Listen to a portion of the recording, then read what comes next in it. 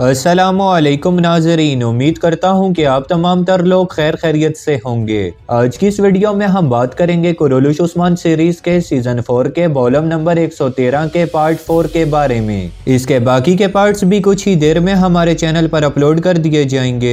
Channel पर पहली मर्तबा आए हैं तो चैनल को फौरन से सब्सक्राइब कर दें। तो चलिए शुरू करते हैं आज की वीडियो। इस एपिसोड का आगाज कुछ इस तरह से होता है।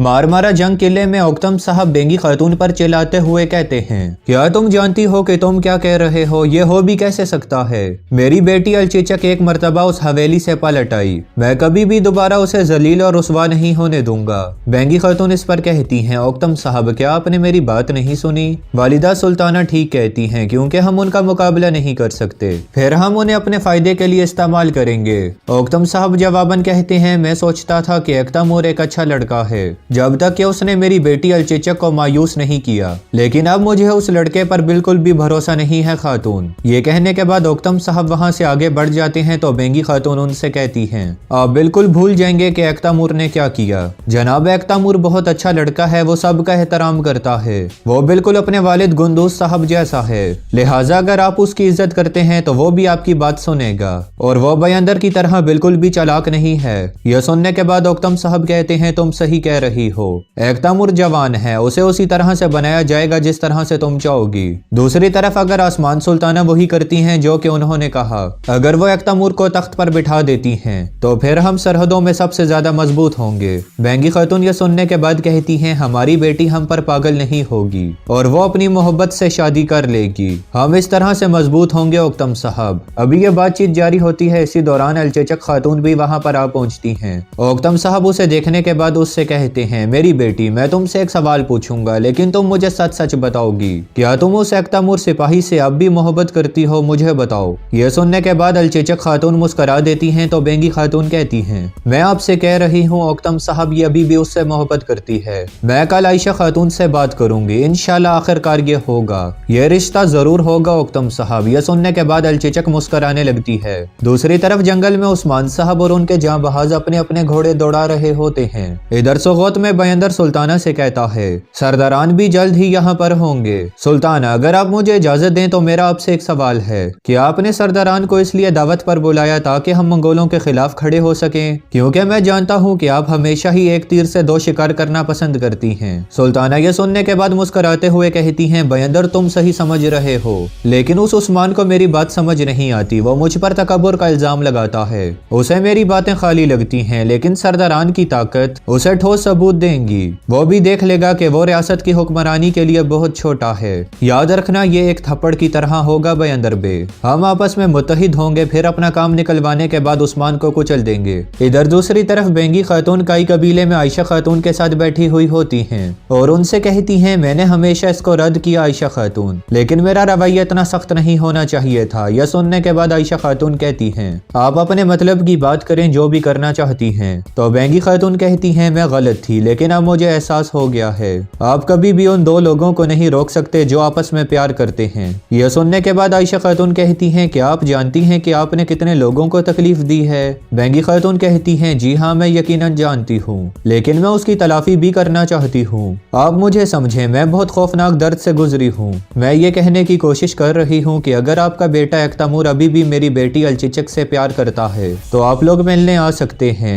इधर दूसरी तरफ जंगल में उस्मान साहब एक जगह पर रुकने के बाद अपने साथियों से कहते हैं, आसमान सुल्ताना का दीवान हमारे सरदारान की मजलिस से मुख्तलिफ होगा, हम उसके साथ नहीं होंगे बल्कि उसमें पेश होंगे। ये बात मान लें कि ये मैदान जंग से मुख्तलिफ नहीं होगा, लेकिन असल चीज जो कि आपको मालूम होनी चाहिए वो ये है कि ये जंग तलवार से नहीं बल्कि अल्फाज से लड़ी जाएगी। याकूब साहब के कबीले जर्मियान उसके सरहदी मशरिक से लेकर अंगूरी तक फैले हुए हैं, उनकी एक बड़ी फौज है जिसका नसब कैरिसिब्बे है। मगरिब में समंदरों का हुक्मरान कलम शाह, उसका बेटा भी इस दीवान में होगा, यहाँ तक के जानदार बे भी उस दीवान में होगा, और उनमें से कोई भी अपनी जबान नहीं रोकेगा। यह सुनने के बाद बोरान कहता है, मेरे सरदार उनके अल्फाज काफी हुए और उनके सर कट गए, क्या हम तब भी पीछे रहेंगे? तो उस्मान साहब जवाबन कहते हैं, हम पीछे रहेंगे बोरान, उनमें से सबसे छोटा सरदार हमसे 5 गुना बड़ा है, सिपाहियों के मामले में भी और सरजमीनों के मामले में भी। छोटी सी गलती भी हमारे मकसद को खराब करने का सबब बन सकती है। फिर उस्मान साहब मजीद कहते हैं, वो सब हमसे बड़े हैं, उन सब के पास पास हमसे ज्यादा लोग हैं, लेकिन हमारे अल्लाह की मदद से हम उनके बराबर हैं और इंशाल्लाह हम वहां से जो कुछ भी चाहेंगे वो लेंगे और वहां से चले जाएंगे।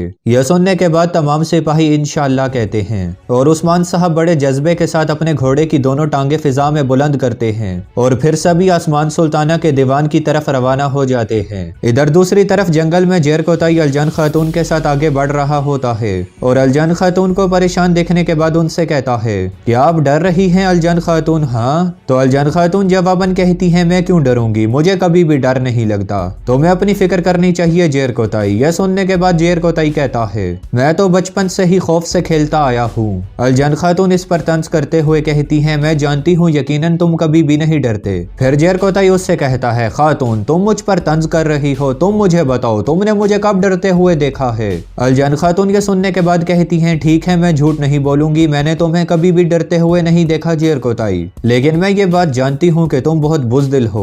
माना कि तुम दुश्मनों से नहीं डरते, लेकिन तुम अपने बाएं तरफ वालों से डरते हो। ये कहने के बाद अलजान वहां से आगे बढ़ती है तो जेर कोताई कहता है, आपने बिल्कुल दुरुस्त कहा। इसके साथ ही वो दोनों आगे बढ़ जाते हैं। दूसरी तरफ उस्मान साहब और उनके साथी मुसलसल दीवान की जानिब बढ़ रहे होते हैं। इधर कई कबीले में अख्तमूर आयशा खातून से पूछता है, बेंगी खातून आपके पास किस लिए आई थी वालिदा? क्या उसे मालूम हो गया है कि हमें जंदान से अलचिचक ने बाहर निकाला? तो आयशा खातून इस पर कहती हैं, तुम्हें अलचिचक से क्या लेना देना? क्या तुमने उससे रिश्ते के लिए इनकार नहीं कर दिया?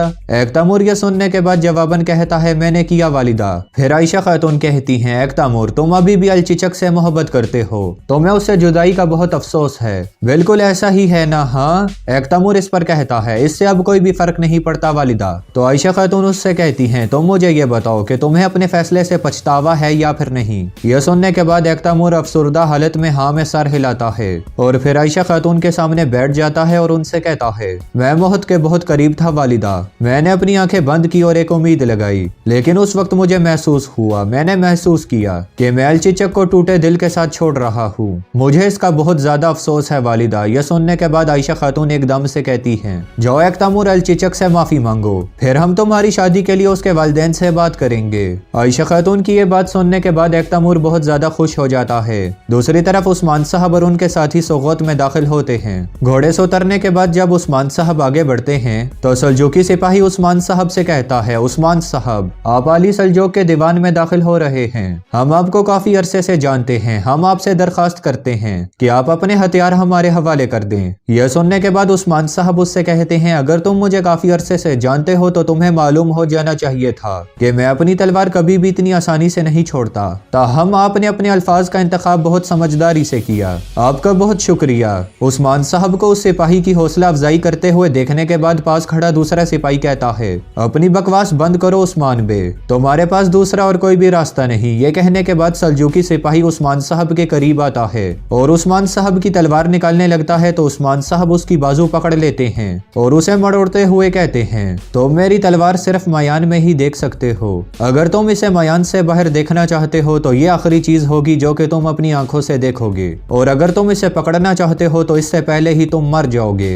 ये कहने के बाद उस्मान साहब उसे एक जोरदार थप्पड़ रसीद करते हैं। ये देखने के बाद वहां पर मौजूद बाकी सिपाही लड़ाई के लिए तैयार हो जाते हैं। ये देखने के बाद उस्मान साहब के सिपाही भी अपनी अपनी तलवारें निकाल लेते हैं तो उस्मान साहब उन्हें हुक्म देते हैं, सिपाहियों अपनी तलवारें नीचे कर लो, आज हम किसी का भी खून नहीं बहाएंगे। फिर वो सल्जूकी सिपाही भी अपने साथियों से कहता है, तलवारें नीचे कर लो। इसके बाद उस्मान साहब अपनी तलवार बायसुंगुर सिपाही के हवाले कर देते हैं और बोरान उस्मान साहब की जरा उतार देता है। फिर उस्मान साहब और तुर्गुत साहब आगे बढ़ते हुए दीवान के अंदर दाखिल होते हैं। तभी वालिदा सुल्ताना भी वहां पर आ जाती हैं। उन्हें देखने के बाद उस्मान साहब पूछते हैं, सरदारान कहां पर हैं वालिदा सुल्ताना?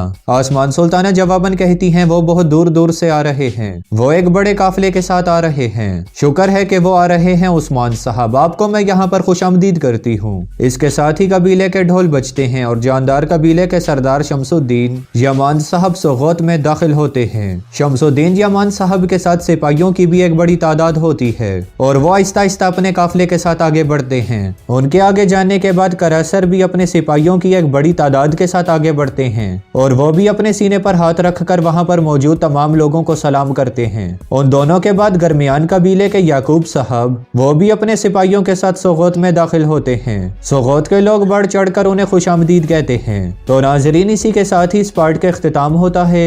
ये वीडियो आपको कैसी लगी हमें कमेंट्स में ज़रूर बताइएगा। इसके साथ साथ हमारे चैनल को सब्सक्राइब करना भी मत भूलिएगा। मैं मिलता हूँ आपसे अगली वीडियो में, तब तक के लिए अपना ख्याल रखिएगा। अल्लाह निगहबान।